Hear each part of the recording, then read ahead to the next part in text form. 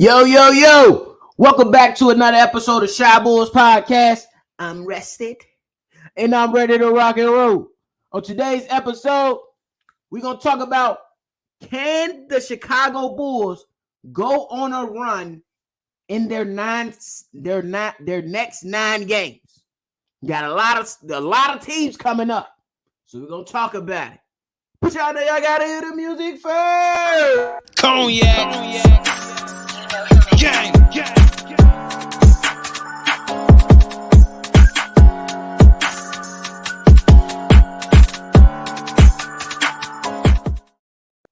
Shy Bulls Podcast with the Cognac Boys. I'm Cognac Boy Bobby, and I'm holding it down on another episode of Shy Bulls Podcast with me and my co-host. Look, the next 9 games for the Chicago Bulls is crucial.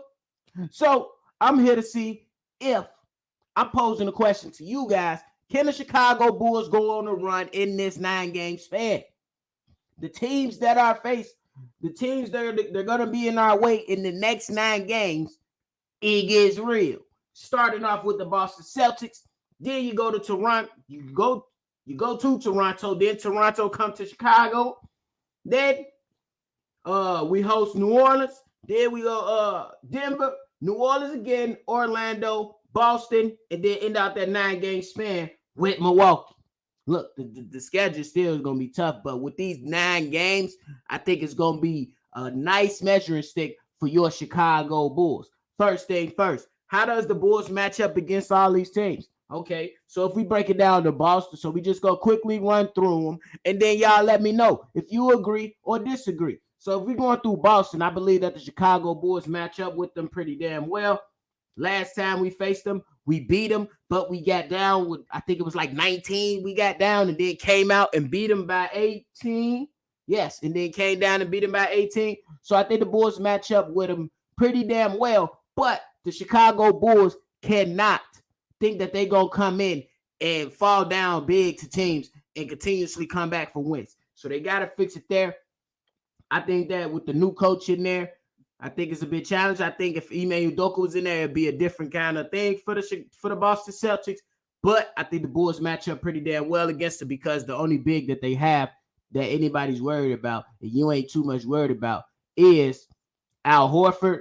Then they got Vonleh coming in. Okay. You know, they still got Jason Tatum, Jaylen Brown, Marcus Smart, and Brogdon and all those guys over there. So, yeah, I think the Chicago Bulls match up pretty damn well with them because we have a deep bench. So then when you go to Toronto, I think the Chicago Bulls honestly can pull both of these games out. I really do. It's just that at what level does the Chicago Bulls compete at? If they win one, do they come with the same intensity in game 2? Because these games are back-to-back on a Sunday and Monday. So how do the Bulls respond if they lose if they win the first game? How do they respond when they come back, when they come back to Chicago and face them on that Monday night? But both teams will be tired, so no excuses.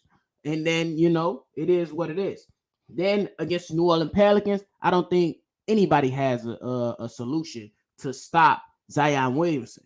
But Brandon Ingram has been in and out of the lineup dealing with some injury. So there could be a void there on the New Orleans Pelicans to where the Chicago Bulls can match up if healthy. Because right now we are missing Andre Drummond. And that's a big body you need in there to help Vooch when it comes to grabbing these rebounds, giving second chance opportunities to the other players, and so on and so forth. The Denver Nuggets. The Denver Nuggets is another good team. They got Yoke. In my opinion, the best big man in the league. Don't argue with me, argue with your mama. But it is what it is. I think he's the best big man in the league. I think that Vooch can't compete with him. I always seen Vooch competed with him. And then I think that we have the edge when it comes to star play on the front, on the starting lineup when it comes to the Chicago Bulls. You know what I'm saying? And they do have Jamal Murray. He just did some crazy ass dunk the other night, and he doing his thing. So you still have to worry about him because he could drop 30, 40 on any given night. So that'll be a great matchup. New Orleans again, we talked about that. And then we go see Mr. Magic City, Jalen Suggs in the Orlando Magic. Man, they was doing a lot of rah the last time we faced them last.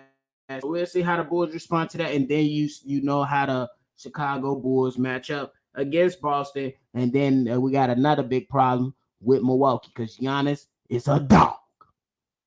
It's just that simple. Giannis is a dog. So how the Bulls match up with the Milwaukee Bucks? I think they match up pretty well, but I would give the edge to the Bucks on that one. To the edge on to the Bucks on that one. And it's not just how they match up. I think continuity is a big thing for that team as well, especially when you just pretty much just go out and you make your team better after already having a good team. And Chris Middleton hasn't even returned, I don't believe, and they still playing well and they undefeated right now. So will they be undefeated by the time we get to them on November 23rd? I don't know, but I don't anticipate them having many losses either. So we just got to see what's to it.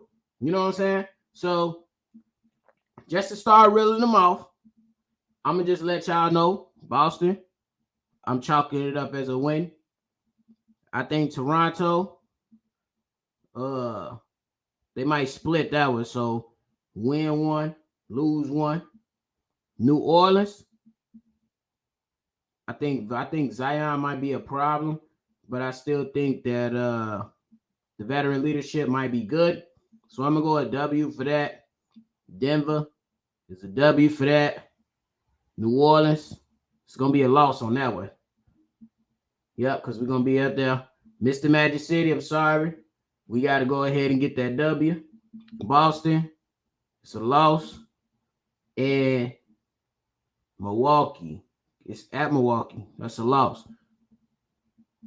So I got the Chicago Bulls going 5-4 in the next 9 games.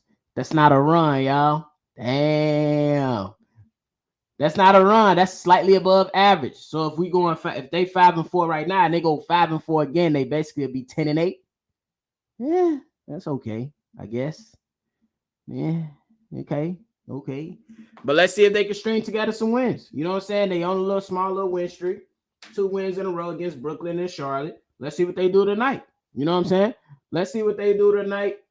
It'll be interesting to see how the Chicago Bulls proceed with these next few games. Zach LaVine has been playing more often, so he's coming in, building some continuity.